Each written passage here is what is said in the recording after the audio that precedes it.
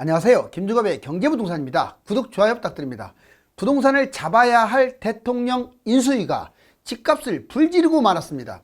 대출 규제와 금리 인상으로 잘 떨어지고 있는데 하락장에 부양책으로나 써야 할 재건축, 대출, 임대사업, 소형빌라, 다주택과 부자감세 등을 하필 지금 추진하는 바람에 전국 집값이 심상치 않습니다.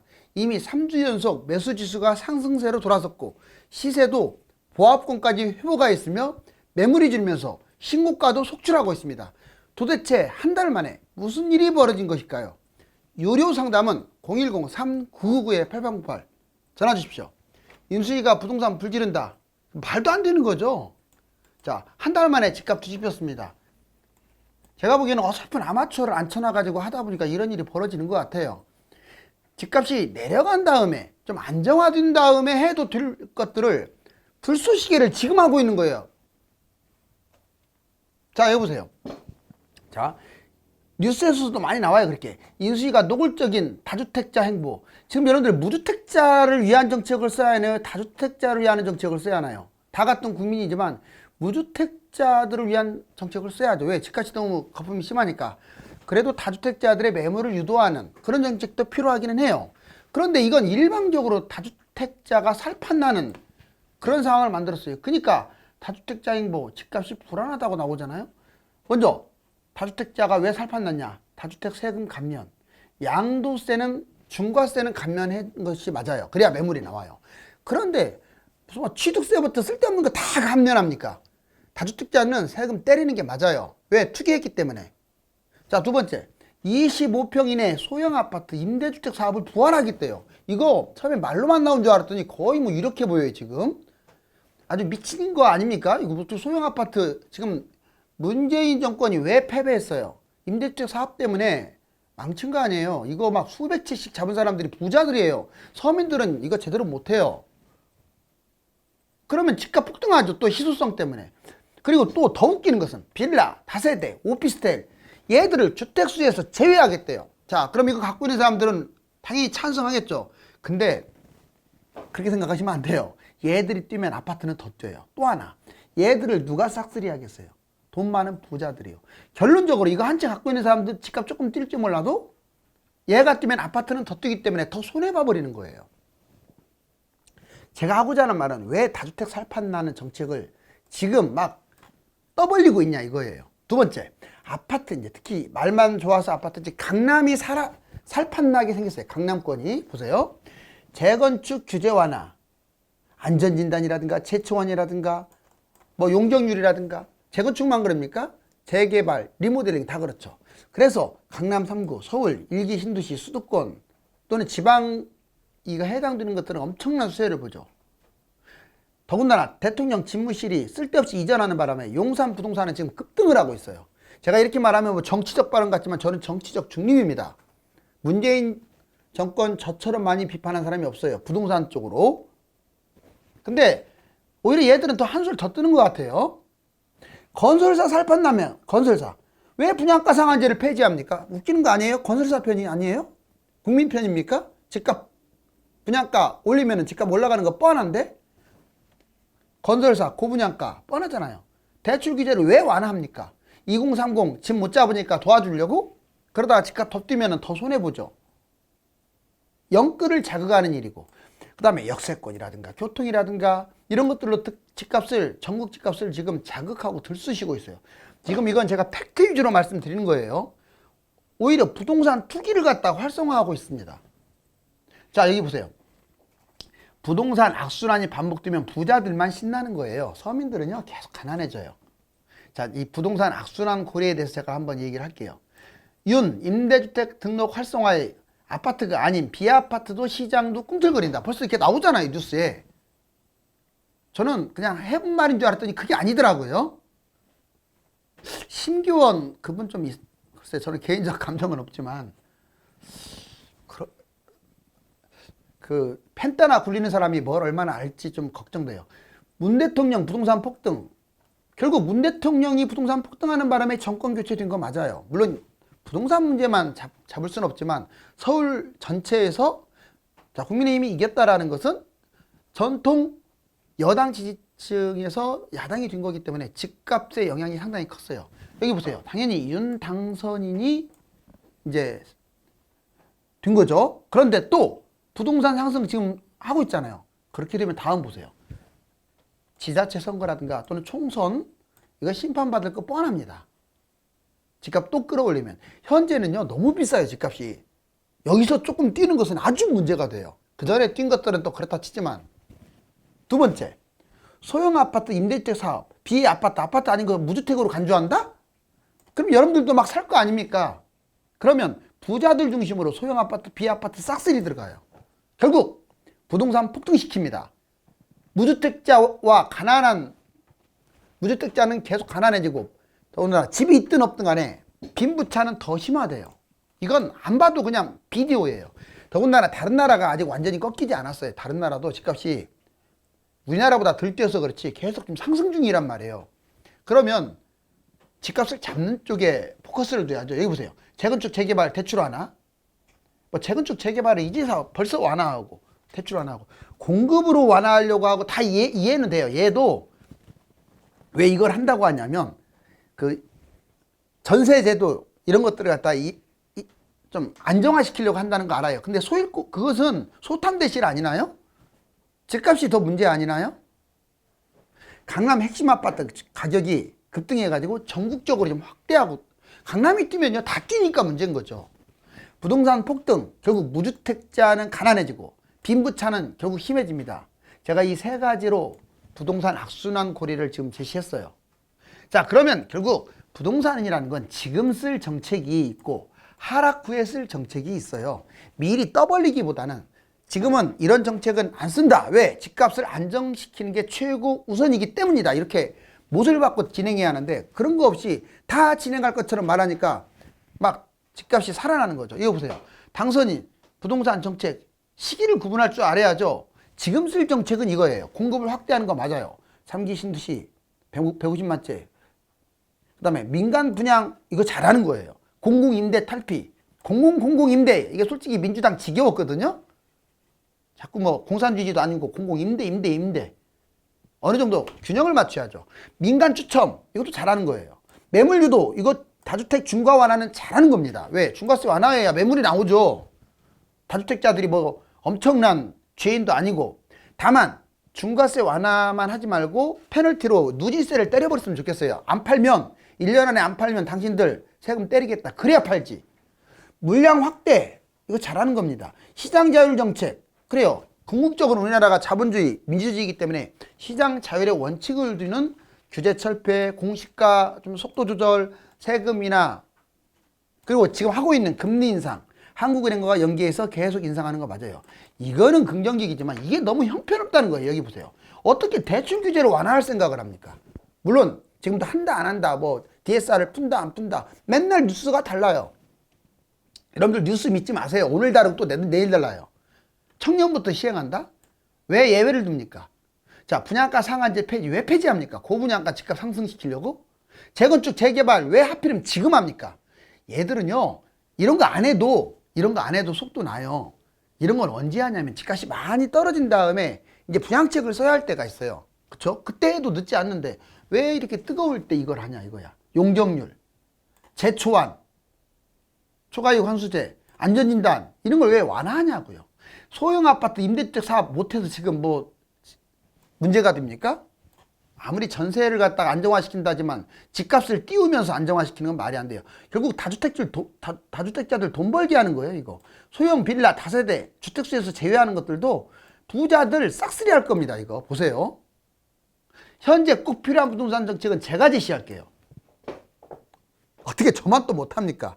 자, 부동산 대책은 공급 대책과 규제 대책으로 한번 정리해 보겠어요. 자, 공급 확대 지금 잘하고 있다고 했잖아요. 3기 신도시 솔직히 분양 물량이 너무 많아요. 그러니까 이것도 장기적으로 잘하고 있는지 모르겠어요. 지금 너무 집값이 비싸니까 공급 확대하라고 저도 하는 건데 아무튼 민영 일반 추첨제 즉 공공 뭐 특공 그 다음에 가점제 이거는 상대적으로 조금 줄이고 민영 일반 추첨제를 하는 것은 시장 자율 원칙 맞아요. 지금 문재인 정부가 실패한 것도 너무 공공 그 다음에 임대 뭐 특공, 추천보다는 가점제 이거에 너무 밀어붙인 거예요. 그리고 이상한 법을 자꾸 만들어가지고 자기들도 몰라요. 근데 그걸 없앤 건 잘한 거고요. 매물도 유도한다. 다주택 그래요. 이번에 그 중과세 조금 한시적으로 완화해가지고 임대주택 사업 매물도 유도하고 다주택 매물도 유도하는 건 잘하는 거예요. 법인 갭투자 역시 매물 유도해야죠. 그런데 여기 밑에 보세요. 이게 약하다는 거예요. 지금 수요 대책 여러분들 갭투자에 대해서 이익 환수 저는 해야 한다고 봐요. 아니 계속 하라는 게 아니라 이 뜨거울 때는. 근데 이익 환수 이런 말은커녕 뭐 아무것도 없잖아요. 이거야말로 확실히 집값 잡습니다. 전세 끼고 집값 못 잡게 하는 거니까. 우리나라만 갖고 있는 전세제도이기 때문에 전세 끼고 집값 잡는 건 막을 수도 있는 거예요. 여기 보세요. 토지거래허가제 물론 이거 한다고는 하죠. 이제 막 재건축이 뭐 너무 쿼터제도 하고 재건축이 너무 질러지면 자 투기대책 해야죠. 다주택자한테 혜택만 줄 게 아니에요. 다주택자들 당이 아니잖아요, 여러분들. 그럼 보유세, 누진세 때려버려야죠. 왜 다주택자들한테 자꾸 혜택만 주려고 해요? 채집과 당근을 다 줘야지. 다주택 양도세 중과 완화한 건 잘한 거고요. 자, 금융대책. 일관성 있게 대출 규제 해야 합니다. 지금은 세계적으로도 우리나라가 가계대출이 너무 많아요. 나라 망하게 생겼어. 집값이 문제가 아니라. 근데 풀어준다? 자, 지속적으로 금리 인상하면 돼요. 지금 이 5가지 제도를 하면 되는 거예요. 그리고 아까 장기적으로 집값이 내려갔을 때 써야 할 정책을 지금 쓰고 있으니까 문제인 거지. 자, 그럼 결국 집값 부추기는 세력들, 인수위 부동산 규제 완화로 들썩이는 집값 어떻게 책임질 것인가? 인수위가 들썩인다고 이렇게 말하고 있잖아요. 제가 한 말 아닙니다. 민중의 소리. 자, 언론이 부추겨요. 여러분들 언론이 집값 부추긴다고요. LTV는 완화하면서 왜 DSR을 완화하지 않느냐? 이런 식으로 자꾸 DSR 완화하게끔 유도하는 거야. 집값 끌어올리려고. 두 번째, 건설사. 신났죠. 건설사. 지금 대기하고 있다 하잖아요. 오히려 분양가 상한제 폐지될 때까지. 그래야 분양가 올리니까. 다주택자 법인. 아우, 다주택자 법인. 법인이나 다주택자들은요. 법인도 마찬가지예요. 부동산과 관련 없는 법인들은 세금 왕창 때려버려야 돼요. 매수할 때부터. 그런데 오히려 혜택을 주고 있어. 투기하라고. 이건 현 정부가 문제인 거예요. 지금 문재인 정부가 이렇게 해왔어요. 그래 놓고 뭔 집값을 잡는다고. 속아 웃을 일이죠. 근데 지금 정권도 비슷하게 지금 갈 것 같아요. 자, 부자들. 지금 부자들을 위한 정책 쓰고 있지 않나요? 제 말 틀렸나요? 강남 뛰고 있고, 다주택 좋아하고. 투자자들만 좋은 지금 세상이 또 돌아올 것 같지 않나요? 대통령 인수위가 도대체 집값을 떨어뜨릴 생각은 1도 안 하고, 어떻게 하면 규제를 다 풀어가지고 집값 띄울 것인가. 본인 딴에는 집값 떨어뜨린다고 착각하는 건데, 지금 이미 부동산 흐름 보세요. 집값이 떨어지고 있나요? 잘 떨어지고 있는 것이 거꾸로 가고 있지? 자, 이제 규제 강화는 상승장, 규제 완화는 하락장. 자, 이제 이런 부분들에 대해서 균형이 필요해요. 균형이. 여당이냐 야당이냐는 의미 없어요. 지금은 집값이 많이 올랐으니까 집값을 잡아야 할 테고, 집값이 너무 떨어지면 집값을 또 이렇게 반등시켜야 됩니다. 너무 떨어져도 문제니까. 그게 바로 자본주의의 시장 자율의 원칙인 거예요. 규제 완화는 주로 하락장에 진행하는 게 맞아요. 여기 보세요. 노무현 정부 때는 규제. 근데 쓸데없는 규제를 많이 하다 보니까 이렇게 뛴 거예요, 이것도. 근데 이제 규제 완화, 이명박 정부. 처음부터 규제 완화한 게 아니에요. 집값이 좀 내려가니까 규제 완화한 거예요. 이 시점에서. 그러니까 많이 빠졌잖아요. 박근혜 정부. 자, 역시 이때도 계속 떨어졌죠, 초기에. 그래서 규제 완화하고 공급을 한 거예요. 계속 떨어지면 안 되니까. 그래서 반등을 한 거예요. 자, 문재인 정부 규제했습니다. 규제를 했는데 제대로 된 규제를 했어야 하는데 솔직히 마음에 드는 게 하나도 없어요. 쓸데없는 규제만 뭐 20몇 번 하고. 그 다음에 여기 보세요. 이 꼭지에서 더 올라갈 수도 있는 거예요. 지금 여기서 좀 지금 떨어지고 있는 이 와중에 조금 떨어지지, 조금. 이명박 정부처럼 많이 떨어진 것도 아니야. 이 조금 지금 떨어진 것도 별로 없는 상황에서 무슨 놈의 규제를 완화합니까? 말이 안 되잖아요. 오히려 집값 띄우라고 완화하고 있어요. 지금 이 시점에서. 이 완화는 1, 2년 후에 해야 돼요. 아까 제가 말했던 재건축이라든가 대출이라든가 뭐 임대주택 사업 다시 또 한다든가 소형 빌라 이런 것들 주택수로 관여 안 한다든가 이런 것들은 하락장애. 자, 결국 이때 이렇게 하는 건데 글쎄요, 지금 미리 이런 정책을 써버리면 올라가면 도대체 어떻게 집값을 잡을까 좀 궁금하거든요. 자, 무주택자와 이주택자 재산 5년 만에 5배 차이. 여러분들 이거 진짜 중요해요. 이거 별표 치고 좀 보여드릴게요. 저는 폭락론 아니라고 여러 번 말했어요. 지금은 너무 집값이 많이 뛰었으니까 폭락을 조심하라는 뜻이에요. 자, 그렇지만 장기적으로는 우상향하는 건 맞아요. 특히 서울 같은 경우는 무조건 많이 뜁니다. 폭락했다가도 폭등이 더 커요. 자, 여기 보세요. 2012년에 두 사람이 있었어. 최모 씨하고 전모 씨. 비슷했어. 2016년이라고 볼게요. 둘 다 1억이 있었어요. 자, 아파트 매수. 뭐 갭 투자를 했든 뭐 했든. 자, 그리고 전모 씨도 1억 조금 넘었네요. 그러다가 2016년 끝나고, 자, 이 집을 잡은 최모 씨 보세요. 어우, 4억, 10억, 11억 또 갈아타기까지 해가지고 아파트 두 채까지 어떻게 해갖고 중과세 폐지될 거 알고 17억 5천만 원으로 갭 투자를 1억이면 한 4, 5억짜리 잤거든요. 이때는 실거주도 필요 없었거든요. 와, 16억을 벌어들였네요. 지금 문재인 정부 때 무슨 일이 일어난 거예요? 두 번째, 여기 보세요. 대기업. 이분은 집을 안 샀어. 오히려 돈이 더 많았는데, 그러다 보니까 지금 저금한 것밖에 없다 보니까 3억 5천. 누구는 같은 1억에서 2016년에 시작인데 17억 5천이 됐는데 누구는 3억 5천. 여러분들이 생각했던 것보다 무주택자와 유주택자의 집값이 많이 벌어졌어요. 그러다 보니까 지금 서울에 사는 사람들 기준으로 내가 보기에는 한 최근 5, 6년 동안 한 8억 차이 나는 것 같아요. 무주택자와 유주택자.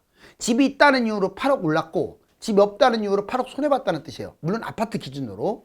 여기 보세요. 자, 12억과 490만 원 부동산 자산 격차. 앞으로는 양극화, 서열화 이렇게 돼요. 자, 여기 보시면 1구간 하위 20%, 5구간 상위 20%예요.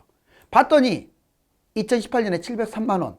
자, 2018년에 8억대 됐었는데 2021년 보세요. 490만 원 오히려 줄었어. 하위 1구간이. 근데 상위 1구간은 12억으로 늘어났어요. 재산이. 거의 4억 가까이. 결국 125배 차이가 지금 251배. 즉 상위 20%와 하위 20%의 그 자산 차이가 251배로 벌어졌어요. 연끌 매입 지금은 웃고 있지만 그래요. 1년만 놓고 봐도 연끌한 사람들 성공했습니다. 저 연끌 하지 말라고 하는데도 1년만 놓고 보면 성공했어요. 물론 지금 팔 수는 없죠. 세금 때문에. 보세요. 자, 2020년에 구입한 게 지금 전체적으로 보면은 3억 3,094만 원. 1억. 이게 지금 여러분들 대출 금액이에요. 대출. 1억 1,000까지. 그리고 2021년에 구입한 사람들은 3억 6천만 원대의 집을 구입했는데 대출을 1억 6천만 원 정도 보통 받았어요. 이게 바로 2030 세대의 사정이에요. 결국 대출 이용 비율이 89.8%나 된다는 얘기죠. 자, 그런데 이렇게 20년에 매수했으면 많이 벌었고 21년에 매수했어도 많이 번 게 1월 달부터 7월, 9월까지 너무 많이 뛰어버린 거야. 여기 보면 연끌할 했네. 평균 1년 동안에 3억 6천이 5억을 껑충 뛰었으니까 대충 1억 3, 4천 벌었어요. 물론 팔지는 못하죠. 여기 보니까 벌었네요. 연끌했다고 해서 현재 죽을 맛은 아니에요. 다만 문제가 뭐냐면 하락장에는 얘가 뚝 떨어지겠죠. 이 매수가 밑으로 빠지겠죠. 그래서 조심하라는 거예요. 자, 법인 비인기 지역 매도. 지금 왜 이걸 보여주냐면 법인이 매도하는 걸 보면 앞으로 다주택자들이 이제 매도할 거예요. 그럼 어디를 매도하는지 방향이 나와요. 다주택자는 그대로 따라갈 거예요. 보세요. 자, 이 매도 비율이 높은 데가 광주, 제주, 울산, 전라북도, 충청남도, 어떻게 다 지방이잖아요. 그렇죠? 부산, 경상북도, 세종, 강원도 어떻게 여기 보면은 전반적으로 좀 지방이 많지 않아요? 특히 이 도 단위의 지방, 광역시도 포함되고요. 그 다음에 서울, 뭐 대전, 인천, 경기도 이 지금 수도권 중심으로 가지고 있는 거야. 여기는 장기적으로 좋다 이거예요. 그리고 거기서 1번이라고 할 수 있는 서울은 끌고 가잖아요. 다주택자 즉 팔면 어디가 붕괴되겠어요? 지방 붕괴되겠죠. 분양 원가 공개해야 돼요. 이거 LH, SH 다. 그러면 건물값, 땅값 해가지고 분양 원가가 나오고요. 그렇게 되면 고분양가 때릴 수가 없어요. 여기 보시면 재건축 기대감에 일기 신도시 집주인 매물 거뒀다. 실제로 성남 분당 3,373이 3,237. 지금 매물이 계속 늘다가 줄고 있어요. 한 달 만에. 왜? 아까 들쑤셨다고 했잖아요. 딱 뭐하고 일치합니까? 대통령 선거 이후로 일치하죠. 그거 크게 반성해야 돼요, 지금. 누가 그러더라고. 아직 뭐 정권도 이양이 안 됐는데, 뭐 그 책임감, 왜 책임감이 없습니까? 지금 언론 플레이 하고 있는데. 그리고 그 전에 문재인 정권도 박근혜 정부 탄핵됐을 때 그 인수인계 전에 그 대기 기간에 집값이 엄청 뛰었어요. 지금 박근혜 정부 때 많이 뛴 게 아니에요. 그 대기 기간에 그 사실상 문재인 정권 책임이에요. 그것도. 그때 엄청나게 뛰었다니까요. 물론 대통령 준 다음엔 더 뛰었죠. 지금도 마찬가지예요. 문재인 정부가 지금 정권은 잡고 있다지만 인수위 때문에 집값 뛰는 건 맞아요. 제가 상당히 객관적으로 얘기하고 있는 거죠. 치우치지 않고. 인수위가 부동산 불지르고 있습니다. 그럼 이거 뭐예요? 자, 투표죠. 이 사람들 누구를 찍겠습니까? 부동산은 불필요한 규제를 강화하게 되면 집값이 더 뛰어오른다는 것을 알았습니다. 하지만 지금처럼 집값이 지나치게 높은 상황에서는 모든 정책을 집값 안정화 정책에 포커스를 두어야 하는데 오히려 집값 상승 정책으로 들쑤시다 보니까 분위기가 역전된 것입니다. 감사합니다.